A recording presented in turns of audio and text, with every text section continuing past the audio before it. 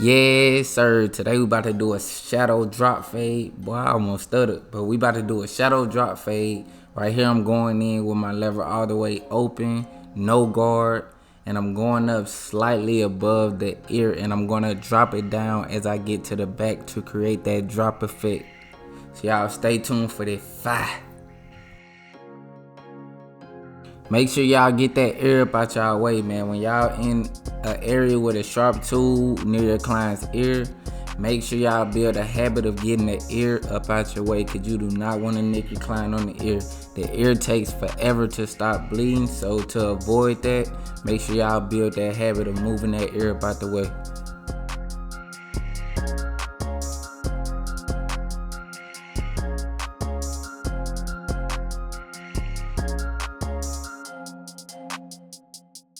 Now I got that number 1 guard on there with the lever all the way open, setting in my second guideline, going up about 1 inch, keeping it parallel to the first guideline.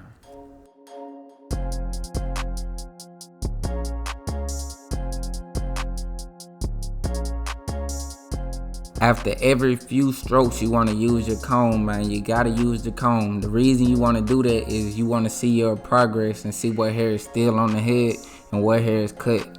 So don't forget to use the comb, man. You gotta use the comb.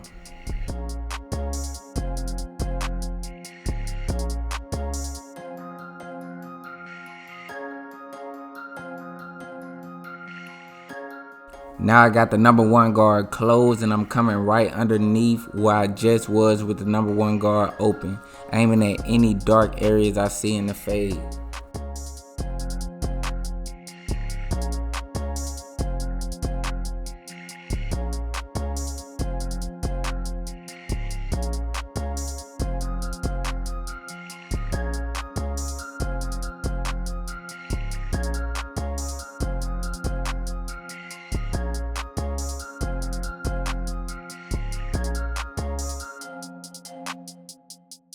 Now it's time to bring the fade to life. I got that 1.5 wall guard with the lever all the way open, and I'm starting to make that transition from the fade to the longer hair on top.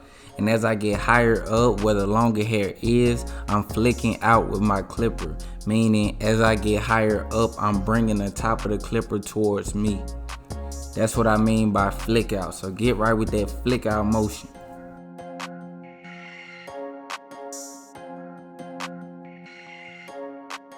Now I got the lever closed on my 1.5 wall guard, and I'm coming right underneath where I just was with the lever open, aiming at any dark areas I see.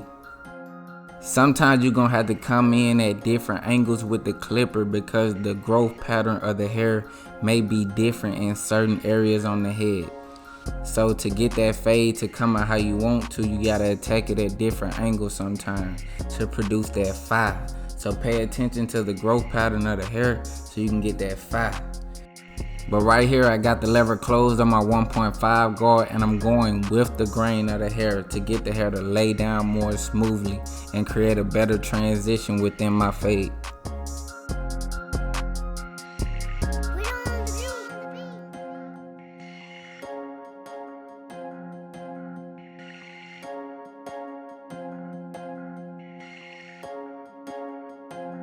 Now it's time to start the framework, aka the lineup. And a quick tip for a lineup, man, keep everything natural. Just like that, keep everything natural, man. You do not want to push your client's hairline in or push it back, you know what I'm saying? Keep everything natural so they have a long lasting haircut. And a quick tip for getting around the ear, all you have to do is use the corner of the blade to get that curve that you want around the ear. You do not have to use the whole blade when you creating that curve around the ear. Just use the corner, man, and watch your trimmer do magic.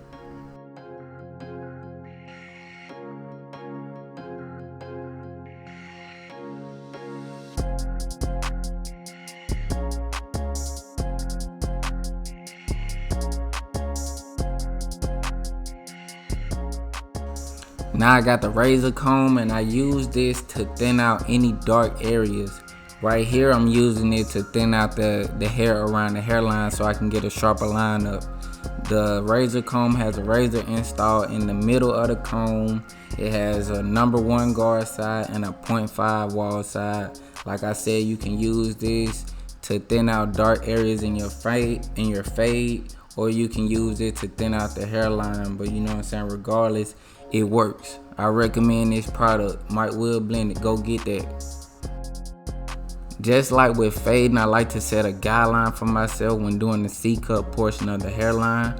So right there, I just set a guideline in at the top of the curve or the C-cut, whatever you want to call it. And I'm about to bring the line up to meet that first guideline I set in. Remember to use them corners, man. You gotta use them corners. You do not have to use the whole blade to create this curve. Just use them corners, man.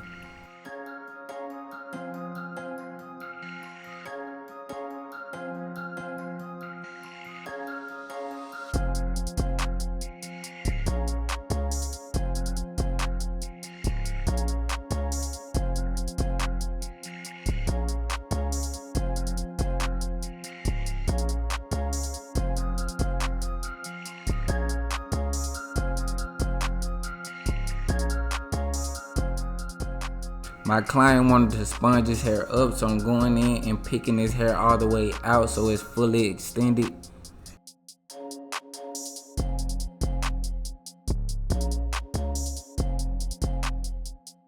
Now I'm going in and spraying my water and hair tonics mixture into his hair so it's easier to form the curls using a twisted up comb.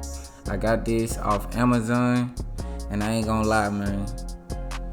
I'm trying to get it, man, a fire haircut, and my shoulders ended up on fire using this thing. That's crazy, ain't it?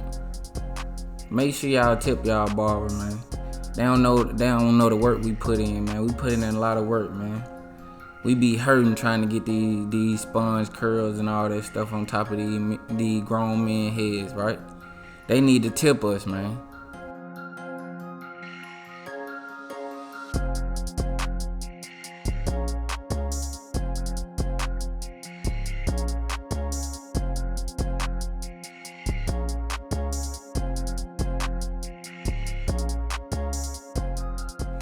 Now I'm using this pre-edger wipe called Glass by OG Walker. If you're looking for this product, it'll be linked in the description below. But what I did was sprayed it on a cotton round, and now I'm cleaning out my client's hairline so I can get a nice, crispy, sharp edge up.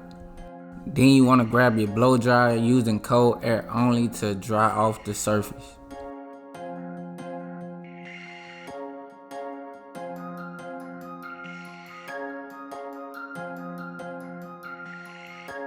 As you can see, somebody pushed my client's hairline back previously, but I'm gonna keep everything as natural as I can get it to bring my client back to life with his natural hairline.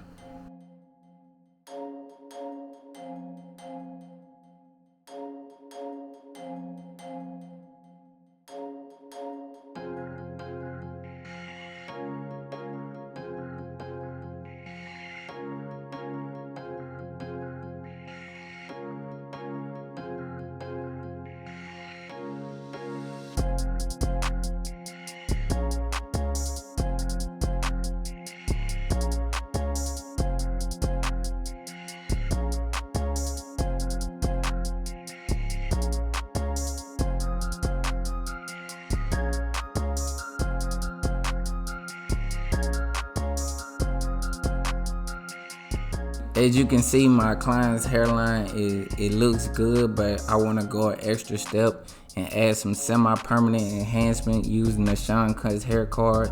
If you're looking for any of these products, it'll be linked in the description below.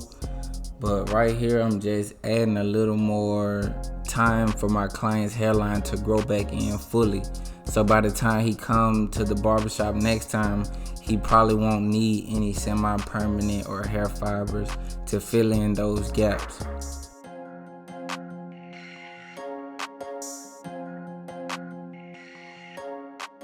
Right here, I'm going in doing a little touch-up work with my trimmers, getting any hairs that are still overhanging over the hairline to make sure everything is nice and sharp.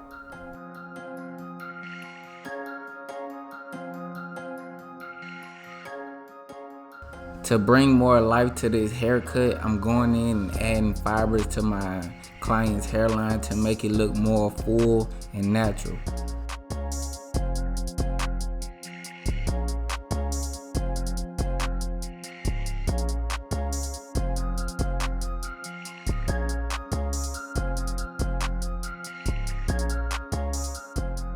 Now I'm using my comb to go in and spread out any areas that the hair fibers came out too thick in and make the hairline look more natural.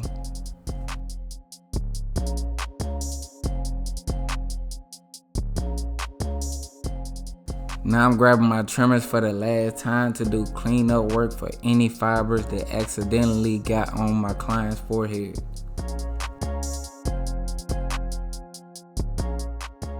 Now I'm applying Tresemme level 4 holding spray to lock the fibers in place. Then you want to grab your blow dryer using cold air only to freeze everything in place.